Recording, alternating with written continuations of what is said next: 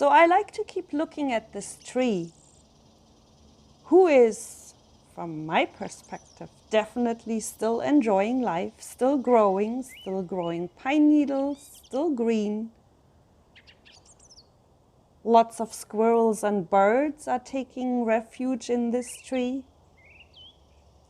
I don't know if they like it especially because it has a different perspective. They get a different angle sitting on this tree. And while I look at this tree,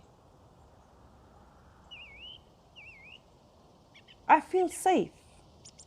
I feel safe that life will always move on. If you would like to get more exclusive videos and support, please consider joining my Patreon page. The link is in the description below.